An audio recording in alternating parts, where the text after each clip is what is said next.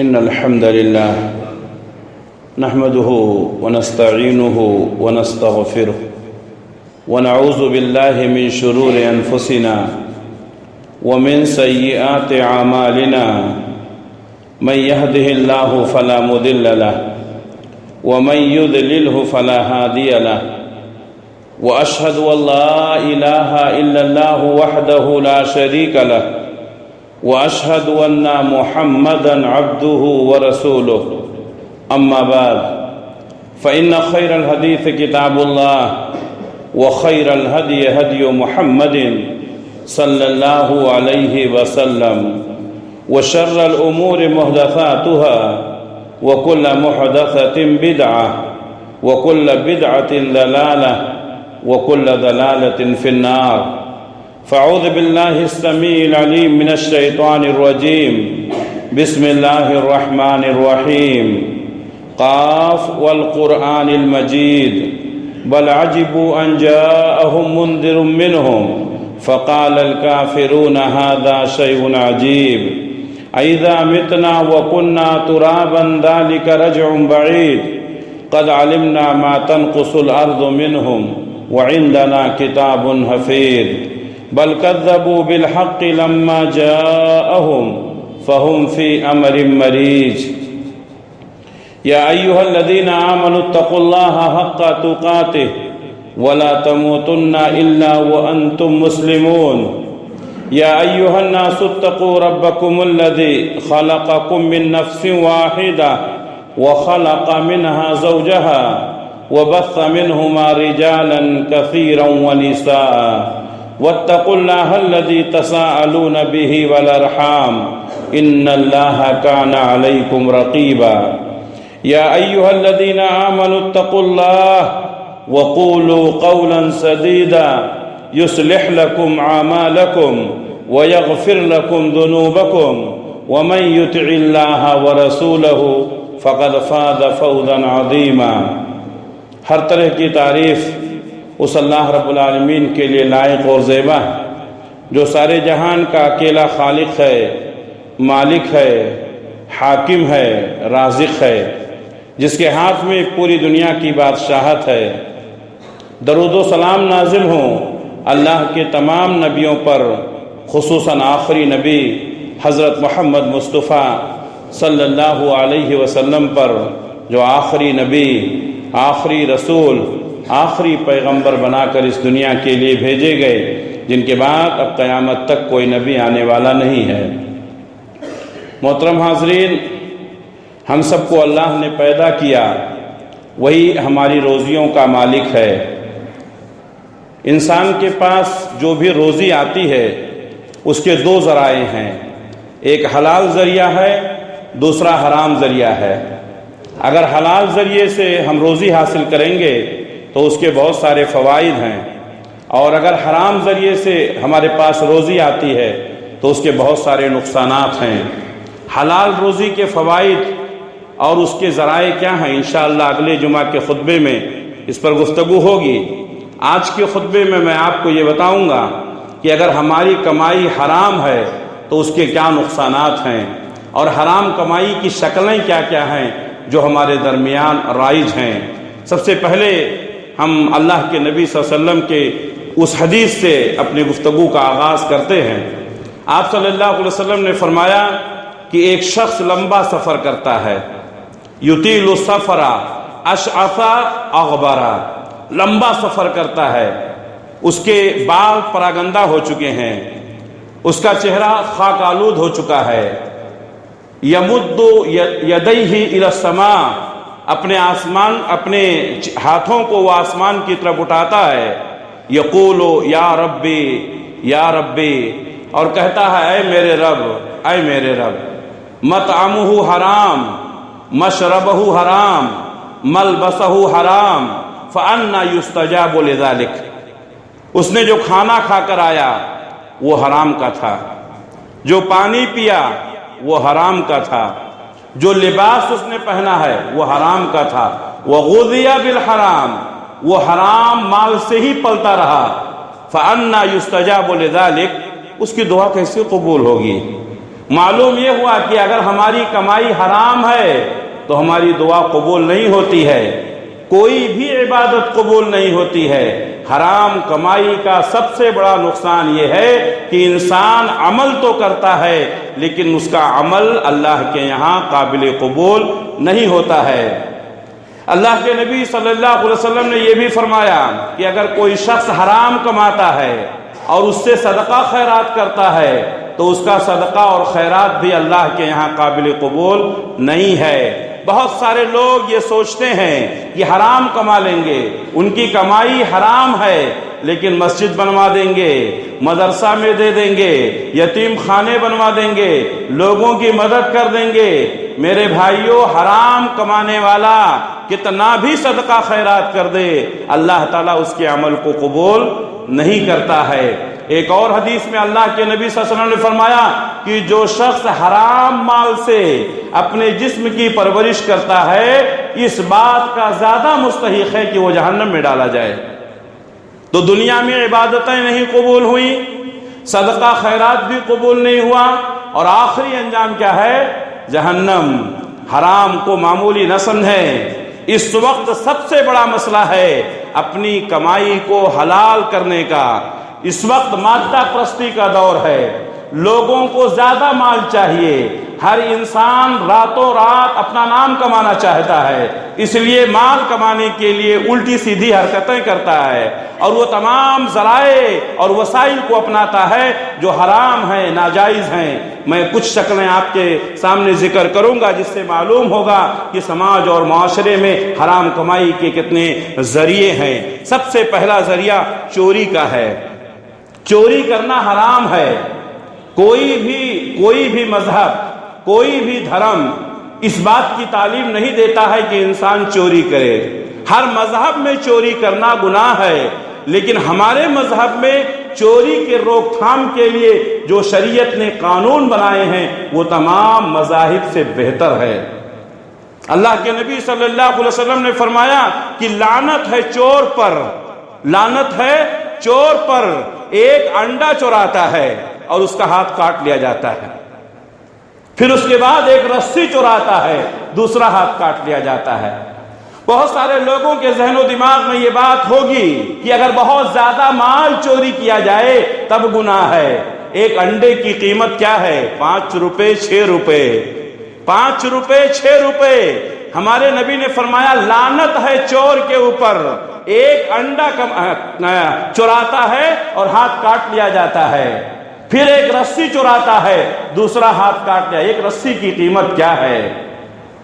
تو مال کم ہو یا زیادہ، مسئلہ یہ نہیں ہے، چوری چوری ہے، چاہے 1 روپے کا ہو چاہے 1 لاکھ کا ہو۔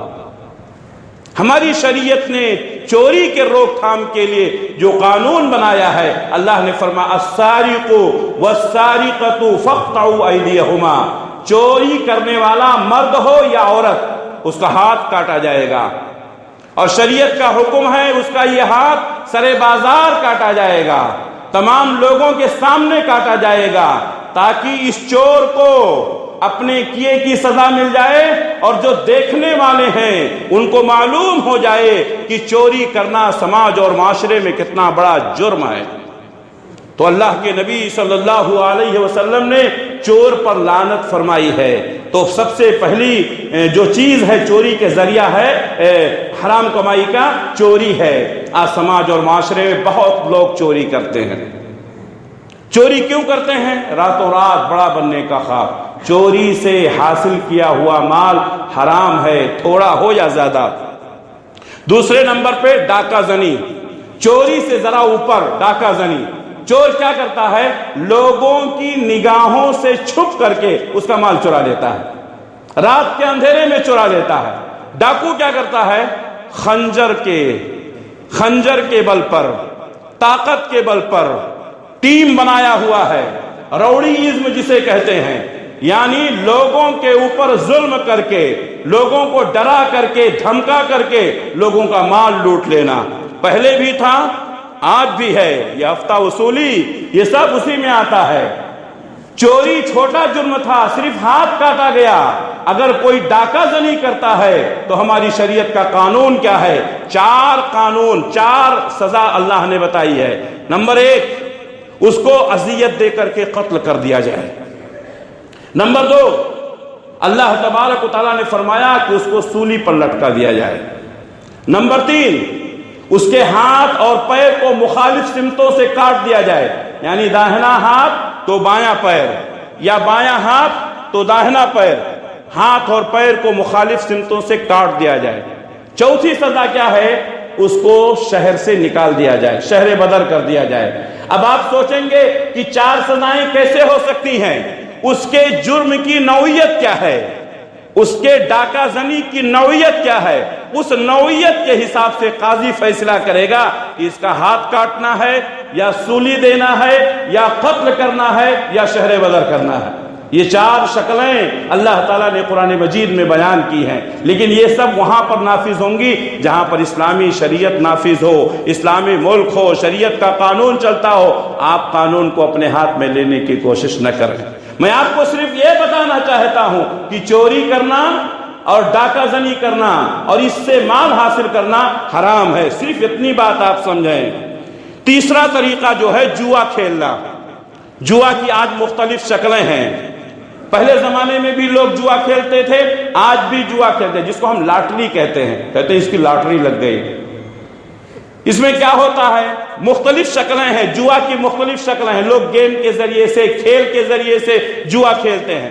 اس کی سب سے آسان شکل جو سماج اور معاشرے میں چلتی ہے میں آپ کو بتاتا ہوں۔ ایک آدمی 10 لاکھ روپے کا یا 1 لاکھ روپے کا کوئی سامان رکھتا ہے، 1 لاکھ روپے کی کوئی گاڑی رکھا، اب اس کے لیے 15 ٹکٹ دیے اس نے 10-10 ہزار کے، تو کتنے ہو گئے؟ 1,50,000۔ تو 50,000 تو وہ کمپنی والا کما لیا جو گاڑی 1 لاکھ کی دے رہا ہے، اور وہ 15 ٹکٹ میں 1 کی لاٹری لگے گی، یعنی 15 لوگوں سے 10-10 ہزار وصولے جائیں گے، ایک آدمی کو 1 لاکھ کی گاڑی مل جائے گی۔ تو 14 لوگ کیا کریں گے؟ ان کے پیسے چلے گئے۔ لاٹری کی ایک شکل یہ میں بتا رہا ہوں، اس کے علاوہ بہت ساری شکلیں ہیں۔ تو یہ جوا کھیلنا جس میں بہت سارے لوگوں کا مال ایک ہی آدمی کے پاس چلے جاتا ہے، یہ حرام ہے۔ بہت سارے ہمارے نوجوان جوا کھیلتے ہیں، لاٹری کھیلتے ہیں، اور اس کی مختلف شکلیں جو گیم ہیں اور شرط لگاتے ہیں، یہ ہمارے سماج اور معاشرے کے درمیان رائج ہیں، جو مجھ سے زیادہ آپ جانتے ہیں۔ اسی طریقے سے چوتھی شکل سودی کاروبار کرنا۔ سودی کاروبار کرنا، اس کی بھی مختلف شکلیں ہیں۔ سودی کاروبار پہلے زمانے میں کیا کرتا؟ ایک آدمی کو ضرورت ہوتی تھی پیسے کی، کسی مالدار کے پاس جاتا تھا، وہ پیسہ لیتا تھا۔ آج بھی وہ شکل رائج ہے۔ آج ایک غریب آدمی ایک مالدار کے پاس جاتا ہے، بیاج پر پیسے لیتا ہے، سود پر پیسے لیتا ہے۔ 1 لاکھ روپیہ لیا، جب واپس کرے گا تو اس کو 1,10,000 دینے پڑیں گے۔ وہ 10,000 جو ہے وہ سود ہے۔ اس کی مختلف شکلیں ہیں، اگر میں اس کی شکلوں کو بیان کروں تو میں دوسری بات نہیں کر سکوں گا۔ سود کی جتنی شکلیں ہیں سب حرام ہیں، اور بڑی تیزی کے ساتھ سماج اور معاشرے میں یہ سودی کاروبار بڑھتا جا رہا ہے۔ بلکہ میں اس سے بڑھ کر یہ کہوں کہ شاید کوئی گھر ہو، شاید کوئی محلہ ہو جو سود سے پاک ہو۔ میرے بھائیوں، سودی کاروبار کرنا، سود لینا، سود دینا، سود کی لکھائی کرنا، اللہ کے نبی صلی اللہ علیہ وسلم نے فرمایا سود لینے والا، سود دینے والا، لکھنے والا، گواہی دینے والا، سب کے سب گناہ میں برابر ہیں، سب کے سب گناہ میں برابر ہیں۔ اللہ نے فرمایا یا ایھا الذین آمنوا اتقوا اللہ وذروا ما بقی من الربا۔ اللہ نے فرمایا لوگو اللہ سے ڈرو، اور جو بھی سود تمہارا باقی رہ گیا ہے اس کو چھوڑ دو۔ نہیں معلوم تھا، تم نے کیا، معلوم ہو گیا، اب چھوڑ دو۔ اللہ کے نبی صلی اللہ علیہ وسلم نے اعلان کیا کہ تمام لوگ سن لیں، سودی کاروبار کرنا، سود لینا، سود دینا حرام ہے، اور سب سے پہلے میں اپنے فلاں رشتہ دار کا سود معاف کرتا ہوں۔ یعنی اگر تم نے یہ آج سے چھوڑ دیا تو اصل مال تم کو مل جائے گا۔ یعنی 1 لاکھ روپیہ جو تم نے دیا تھا وہ 1 لاکھ آپ لے لیں۔ اگر 1,00,000 کے بعد وہ 10,000 کی لالچ ہے تو آگے اللہ تعالیٰ نے فرمایا کہ جو لوگ اللہ کے حکم کے بعد بھی اپنے اعمال سے توبہ نہیں کرتے ہیں تو وہ اللہ اور اس کے رسول سے جنگ کرنے کے لیے تیار ہو جائیں۔ اللہ اور اس کے رسول سے ہم جنگ کر پائیں گے؟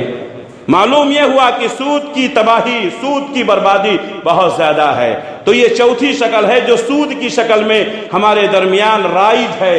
اللہ کے نبی صلی اللہ علیہ وسلم نے فرمایا کہ سود کے 70 گناہ ہیں، 70 سود کے 70 گناہ ہیں۔ اس میں سب سے چھوٹا گناہ کیا ہے؟ ایک آدمی اپنی ماں کے ساتھ نکاح کر لے۔ وہ ماں جس نے 9 مہینے پیٹ میں رکھا، وہ ماں جس نے آپ کو جنم دیا، وہ ماں جس نے آپ کو دودھ پلایا، وہ ماں جس نے آپ کے بدن کی مالش کر کے اتنا بڑا کیا۔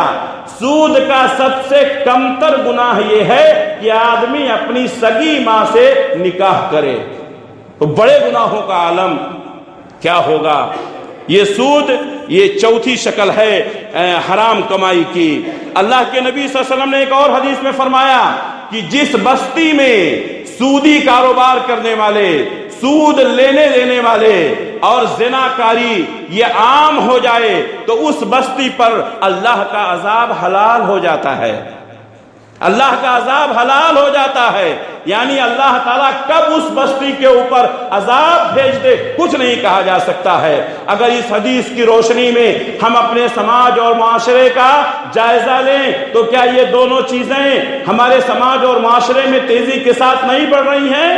زناکاری کے اڈے قائم کیے جا رہے ہیں، بے حیائی اور بے شرمی اور عریانیت کا ننگا ناچ ناچا جا رہا ہے۔ آج شریف آدمی کو باہر نکلنا مشکل ہو گیا ہے۔ آج کہیں گھومنے پھرنے کے لیے کوئی جائے تو لوگ اس کو تعقب کی نگاہ سے دیکھتے ہیں۔ یہ حالات ہے، زناکاری اس قدر عام ہو گئی ہے، سود اس قدر عام ہو گیا ہے۔ ہمارے ملک میں، ہمارے شہر میں، ہماری بستی میں اگر یہ دونوں چیزیں عام ہو جائیں تو اللہ کا عذاب حلال ہو جاتا ہے۔ کہیں یہ جو عذاب کی مختلف شکلیں جو ہم دیکھ رہے ہیں، کہیں انہی ہمارے گناہوں کا نتیجہ تو نہیں ہے؟ تو سودی کاروبار کرنا، سود لینا دینا، یہ ایک شکل ہے حرام کمائی کی۔ 5ویں شکل، جھوٹی قسم کھا کر کے کسی کا مال قبضہ کر لینا۔ کبھی کبھی ایک چیز رہتی ہے، ایک سامان رہتا ہے، دعوے دار 2 رہتے ہیں، ایک کہتا ہے میرا ہے، دوسرا کہتا ہے میرا ہے۔ ہم نے دیکھا ہے بہت سارے لوگ کسی کے پاس جاتے ہیں، یہ ایک ہی چیز ہے اور 2 لوگ اس کے دعوے دار، کہتے ہیں قسم کھا لو، قسم کھا سکتے ہو کیا؟ تو کہتا ہاں قسم کھا لیتا ہوں۔ وہ قسم کھا لیتا ہے اور چیز اس کی ہو جاتی ہے، حالانکہ اس کی نہیں رہتی ہے۔ قسم کھا کر کے آپ نے دوسرے کی چیز کو اپنا لیا، وہ آپ کی نہیں ہوگی۔ ہمارے سماج میں ایسی چیزیں ہیں کہ نہیں؟ اللہ کے نبی صلی اللہ علیہ وسلم کے پاس ایک مقدمہ آیا، ایک شخص نے کہا کہ یہ زمین میری ہے، دوسرے نے کہا یہ زمین میری ہے۔ اللہ کے نبی صلی اللہ علیہ وسلم نے فرمایا کہ تم قسم کھا سکتے ہو؟ کہا ہاں۔ تو وہ دوسرا جو ساتھی تھا اس نے کہا اللہ کے رسول یہ قسم کھا کر میرا مال ہتھیا لے گا۔ تو آپ نے فرمایا اگر وہ قسم کھا لے گا تو اللہ تبارک و تعالیٰ اس کو تباہ کر دے گا۔ آپ صلی اللہ علیہ وسلم نے اسی موقع پر فرمایا تھا کہ لوگوں تم میرے پاس اپنے مقدمات کو لے کر آتے ہو اور چرب زبانی کی وجہ سے، قادر الکلامی کی وجہ سے، دلائل کی بنیاد پر کوئی شخص مجھ پر غالب آ جاتا ہے، میں اس کے حق میں فیصلہ کر دیتا ہوں، وہ یہ نہ سمجھے کہ اس کے لیے جائز ہے۔ میں اس کو جہنم کا ایک ٹکڑا دے رہا ہوں جو وہ لے کر جا رہا ہے۔ ہمارے نبی بھی اگر کوئی چیز ہمارے حق میں فیصلہ کر دیں، ہماری نہیں ہے تو وہ ہماری نہیں ہو سکتی ہے۔ آج بہت سارے لوگ کہتے ہیں نہیں بھائی ہم نے کورٹ سے فیصلہ کروایا ہے۔ کون سا کورٹ؟ وہاں قیامت کے دن کورٹ لگے گا، ہے مال آپ کا کہ نہیں؟ یہ دنیا داری کا کورٹ جو آپ کے حق میں فیصلہ کر دے آپ کا نہیں ہے، نہیں ہو سکتا ہے۔ بھائی بھائی کا، بھائی بہن کا، پڑوسی پڑوسی کا، یہ سارے مسائل ہمارے سامنے ہیں۔ ہم اپنے پیسے کے بلبوتے پر، غریب کے مال پر قبضہ کر کے اپنے آپ کو بڑا ظاہر کرتے ہیں۔ کیا ایسا نہیں ہو رہا ہے؟ قسم کھا کر کے کسی کا مال لے لینا، کورٹ کے ذریعے سے پیسے کے بلبوتے پر کسی کا مال حاصل کر لینا جو ہمارا نہیں ہے وہ حرام ہے، ہمارا نہیں ہو سکتا ہے۔ اسی طریقے سے پانچویں شکل ہے تجارت کرتے وقت مال میں کمی بیشی کرنا۔ آپ کوئی چیز دے رہے ہیں، جب لیتے ہیں تو زیادہ لیتے ہیں، دیتے ہیں تو کم دیتے ہیں۔ وزن کرنے والی چیز ہے، آپ نے وزن میں کمی کر دی۔ ماپنے والی چیز ہے، آپ نے ماپ میں کمی کر دی۔ تو اس طریقے سے ماپ تول میں کمی بیشی کرنا یہ حرام ہے۔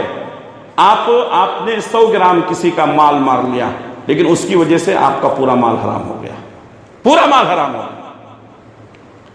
آپ زمین خریدتے ہیں، کاغذ میں ہے 1200 اسکوائر فٹ، وہاں جا کے دیکھتے ہیں تو 1100 رہتا ہے، 100 فٹ کم ہو گیا، حرام ہے۔ آپ نے کوئی سامان خریدا، وزن کرنے والی چیز، آپ 1 کلو خرید کر لائے، بعد میں وزن کیا تو وہ 900 گرام ہے، 800 گرام ہے، یہ 200 گرام کہاں گیا؟ سامنے والے نے مار لیا۔ اگر ہم نے کسی کا مال کم کر دیا ہے، مار لیا ہے، تو وہ صرف 200 گرام 100 گرام نہیں، پورا مال ہمارے لیے کیا ہو جاتا ہے؟ حرام ہو جاتا ہے۔ تھوڑے فائدے کے لیے اپنے پورے مال کو برباد نہ کریں۔ اللہ نے فرمایا وَيْلٌ لِّلْمُطَفِّفِينَ الَّذِينَ إِذَا اكْتَالُوا عَلَى النَّاسِ يَسْتَوْفُونَ وَإِذَا كَالُوهُمْ أَوْ وَّزَنُوهُمْ يُخْسِرُونَ۔ تباہی ہے اور بربادی ہے ان لوگوں کے لیے جو ناپ تول میں کمی بیشی کرتے ہیں، لیتے ہیں تو بڑھا کے لیتے ہیں، دیتے ہیں تو گھٹا کے دیتے ہیں۔ یہ ناپ تول میں کمی بیشی 150 گرام کسی کا مار کر کے آپ نے اپنے مال کو حرام کر لیا۔ آپ سمجھتے ہیں کہ بہت ہوشیار ہیں، میرے بھائیو مال حرام ہو گیا، نہ آپ کی عبادت قبول ہوگی، نہ آپ کی دعا قبول ہوگی، نہ آپ جنت میں جا سکیں گے میرے بھائیو، اور صدقہ خیرات کریں گے تو وہ بھی قبول نہیں ہوگا۔ تو اس طرح سے ماپ تول میں کمی بیشی کر کے اپنے مال کو حرام نہ کریں۔ 7ویں شکل کیا ہے؟ کاروبار میں دھوکہ دینا۔ کاروبار میں دھوکہ دینا، پرانی چیز نئی کر کے بیچ دینا۔ پرانی چیز آپ نئی کر کے بیچ سکتے ہیں، لیکن اس کو بتایا جائے کہ یہ چیز پرانی ہے، یہ چیز پرانی ہے لیکن میں نے نئی جیسے کر دیا ہے۔ پرانی چیز کو آپ نے نیا کہہ کر کے بیچ دیا۔ آپ نے راشن بیچتے وقت اس میں کنکر ملا دیے، تو کسی بھی چیز میں ملاوٹ کر دینا، سامنے والے کو دھوکہ دے دینا، باسی چیز کو تازہ کہہ کر کے بیچ دینا، گرم کر کے بیچ دینا، تاکہ اب ہر آدمی ہمارا آپ کا سب کا معاملہ ہے، کوئی چیز خریدنے جاتے ہیں ہمیں گرم ہونا، معمولی ایک سموسہ بھی تو ہم کیا کرتے ہیں؟ پہلے ہاتھ رکھتے ہیں، گرم ہے تو لے لیتے ہیں۔ اب وہ گرم تو ہے لیکن ہے کب کا؟ ہے کب کا؟ یہ دھوکہ نہیں ہے؟ دھوکہ دے کر کے جو کاروبار کرتے ہیں، کاروبار میں لوگوں کو دھوکہ دیتے ہیں، یہ دھوکہ دینے کی وجہ سے وہ مال حرام ہو جاتا ہے۔ اللہ کے نبی صلی اللہ علیہ وسلم ایک بازار میں گئے، مشہور حدیث ہے، آپ نے دیکھا غلے کا ڈھیر لگا ہوا ہے، آپ نے اپنا ہاتھ اندر ڈالا، دیکھا کہ اندر کا جو غلہ ہے وہ بھیگا ہے، باہر کا جو غلہ ہے وہ سوکھا ہے۔ آپ نے دکاندار کو بلایا، کہا یہ کیا معاملہ ہے؟ کہا کہ کل بارش ہو گئی تھی اور ذرا غلہ بھیگ گیا تھا، بھیگے ہوئے غلے کو ہم نے نیچے رکھ دیا، سوکھے ہوئے غلے کو ہم نے اوپر رکھ دیا، تاکہ دیکھنے والا سوکھے غلے کے ساتھ بھیگا ہوا غلہ بھی لے لے۔ اللہ کے نبی صلی اللہ علیہ وسلم نے کہا تم نے ایسا کیوں نہیں کیا کہ سوکھا غلہ نیچے رکھ دیتا، بھیگا ہوا غلہ اوپر رکھ دیتا، تاکہ دیکھنے والے کو معلوم ہو جاتا، تیرا غلہ بھی سوکھ جاتا۔ اسی موقع پر اللہ کے نبی صلی اللہ علیہ وسلم نے فرمایا من غشنا فلیس منا، جو دھوکہ دے کر کے تجارت کرے وہ میرا امتی نہیں ہے۔ آج ہم تجارت میں کتنا دھوکہ دیتے ہیں، آج ہم سامنے والوں کو کتنا بیوقوف بناتے ہیں، ہمیں احساس بھی نہیں ہوتا 2-5 روپے کے لیے ہم دوسروں کو بیوقوف بنا کر کے اپنا حرام مال لے کر کے ہم خوش ہو جاتے ہیں۔ یہ بیماریاں، یہ پریشانیاں، یہ مصیبتیں، یہ آفتیں کیوں آ رہی ہیں؟ انہی حرام کمائیوں کی وجہ سے، انہی حرام کمائیوں کی وجہ سے معمولی چیز کے لیے ہم اپنا ایمان عقیدہ کھو دیتے ہیں۔ اسی طریقے سے 8ویں شکل ہے رشوت لینا۔ رشوت لینا حرام ہے، رشوت دینا حرام ہے۔ اللہ کے نبی صلی اللہ علیہ وسلم نے فرمایا رشوت لینے والا، رشوت دینے والا دونوں جہنم میں جائیں گے۔ آپ کو اللہ تعالیٰ نے کوئی مقام دیا ہے، آپ کو کوئی عہدہ دیا ہے. کیوں دیا ہے؟ تاکہ آپ لوگوں کی مدد کریں. سماج اور معاشرے نے آپ کو اس کرسی پر پہنچایا ہے سماج کی خدمت کے لیے. جس خدمت کے لیے وہ کرسی آپ کو دی گئی ہے، جب اس کرسی پر پہنچتے ہیں تو سماج اور معاشرے کی خدمت کے لیے ہم آپ کا کام کریں گے، لیکن اپنے پیسے لگائیں گے. یہ رشوت کیوں لیں گے بھائی؟ سماج نے آپ کو وہاں تک پہنچایا، قوم نے آپ کو وہاں تک پہنچایا، ملک نے آپ کو وہاں تک پہنچایا، اور سماج اور معاشرے اور ملک کی عوام کی بدولت وہاں پہنچنے کے بعد آپ عوام کی جیب پر ڈاکے ڈالنے لگے. آپ نے عوام کے پیسے کو اینٹھنے کا ایک نیا طریقہ نکال لیا. آج کیا ہو رہا ہے؟ آپ جائیے سرکاری افسروں کے پاس، آپ کا معمولی سے معمولی کام بھی اگر کرنا ہو تو بغیر رشوت کے، بغیر پیسہ لیے اور نہیں کر سکتے ہیں. یہ حرام ہے، حرام ہے. رشوت لینا، رشوت دینا حرام ہے. ہمارے نبی نے فرمایا لینے والا، دینے والا دونوں جہنم میں جائیں گے. البتہ اگر کوئی شخص، ہمارا مال ہے کسی نے قبضہ کر لیا، اب وہ مال ہمیں نکالنا، مال ہمارا ہے، 100% ہمارا مال ہے، لیکن وہ مال نکالنے کے لیے ہمیں پاپڑ بیلنے پڑتے ہیں. چونکہ ہمارا مال ہے، ہم اس کو نکالنے کے لیے ہمیں کبھی رشوت دینی پڑتی ہے. مجبوراً ہم چاہتے نہیں ہیں، لیکن مجبوری میں ہمیں اپنا مال نکالنے کے لیے، اپنے رشتہ دار کو ریلیز کرانے کے لیے رشوت دینی پڑتی ہے. تو علماء نے لکھا ہے کہ مجبوری میں یہ چیز کبھی جائز ہو جاتی ہے، کبھی جائز ہو جاتی ہے، لیکن اس کو بہانہ بنا کر کے رشوتوں کا چلن ہو جائے اور لوگ رشوت دینے لگیں اور حلال سمجھ کر کے رشوت دینا شروع کر دیں، یہ صحیح نہیں. ہمارے ساتھ بھی ہو سکتا ہے، آپ کے ساتھ بھی ہو سکتا ہے. آپ کے کسی رشتہ دار کو کسی نے پکڑ لیا، خواہ کوئی جرم نہیں ہے، لیکن اب وہ کہتا ہے اتنا دیں گے تو چھوڑیں گے. اگر آپ دیں گے تو چھوڑے گا، نہیں تو مارے گا، جیل میں ڈالے گا. وہ مجبوری ہے ہماری. تو کبھی کبھی مجبوری میں حلال ہو سکتا ہے، لیکن اس کو دلیل بنا لینا، اس کو اپنے لیے ایک جائز طریقہ نکال لینا، یہ غلط ہے. حالات کو آپ سمجھ سکتے ہیں. تو رشوت لینا، رشوت دینا یہ حرام کمائی کی ایک شکل ہے. 9ویں چیز، حرام چیزوں کا کاروبار کرنا. جو چیزیں حرام ہیں اس کا کاروبار کرنا بھی حرام ہے. سور کا گوشت کھانا حرام ہے، اب آپ اس کا کاروبار کریں گے تو بھی حرام ہے، وہ زندہ ہو یا اس کا گوشت. بہت سارے مالوں میں ہر طرح کے جانور کا گوشت لوگ رکھتے ہیں، حرام ہے، آپ نہیں کر سکتے. حرام مال کا کاروبار. شراب پینا حرام ہے، شراب کا کاروبار کرنا بھی حرام ہے. اسی طریقے سے کتے کا کاروبار کرنا، بلی کا کاروبار کرنا، یا وہ چیزیں جو حرام ہیں جیسے فلمی کیسٹیں بیچنا، جو چیزیں حرام ہیں ان کا کاروبار کرنا بھی حرام ہے. اسی طریقے سے اللہ کے نبی صلی اللہ علیہ وسلم نے فرمایا کہ زناکاری کے اڈے قائم کرنا. کچھ طوائفوں کو لا کر کے، بہت سارے لوگ، یہ سماج اور معاشرے میں چل رہا ہے، بہت سارے لوگ طوائفوں کو رکھ کر کے ان کی کمائی کھاتے ہیں. تو یہ ساری حرام شکلیں ہیں. حرام چیزوں کا کاروبار کرنا حرام ہے، جو حرام ہے اس کا کاروبار بھی کرنا حرام ہے. اسی طریقے سے 10ویں شکل جو ہے یتیم کا مال کھانا. یتیم کا مال اکثر اس کے قریبی لوگ کھاتے ہیں.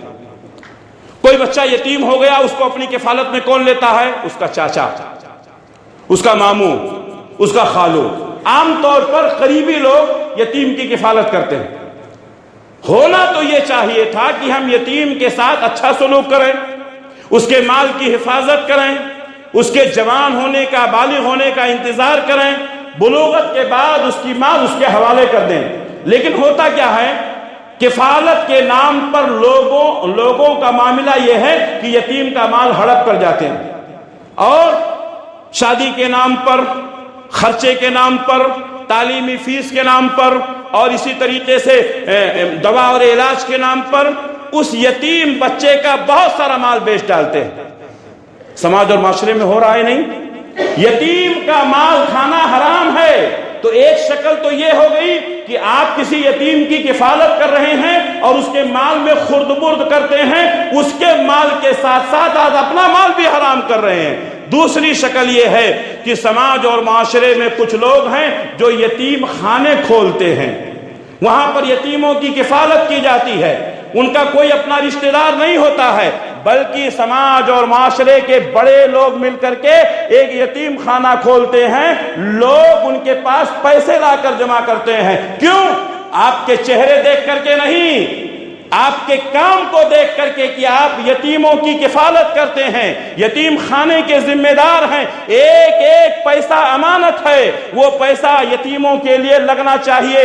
آج کتنے لوگ ہیں جو یتیم خانے کھول کر کے یتیموں کے نام پر وہ پیسہ خود ہڑپ کر جاتے ہیں۔ تو یہ شکلیں ہیں یتیموں کا مال کھانے کے، مختلف شکلیں جو ہمارے سماج اور معاشرے کے اندر رائج ہیں۔ اللہ کے نبی صلی اللہ علیہ وسلم نے فرمایا، لوگوں زمین پر سب سے اچھا گھر وہ ہے جس گھر میں کسی یتیم کے ساتھ اچھا سلوک کیا جائے، کسی یتیم کے ساتھ اچھا سلوک کیا جائے، وہ سب سے اچھا گھر ہے۔ اور سنو، زمین پر سب سے برا گھر وہ ہے جس گھر میں کسی یتیم کے اوپر ظلم کیا جائے۔ آج لوگ یتیم بچیوں کو غلام سمجھتے ہیں، آج لوگ یتیم بچوں کو غلام سمجھتے ہیں۔ ہماری ان گنہگار آنکھوں نے دیکھا ہے کہ یتیم بچے کے ساتھ جو لوگ گرا ہوا سلوک کرتے ہیں، الامان والحفیظ۔ میرے بھائیوں، ایک تو اس کے سر سے باپ کا سایہ اٹھ گیا، ایک تو اس کے سر سے ماں کی گود چھن گئی، اور آپ اس کے اوپر ظلم کرتے ہیں۔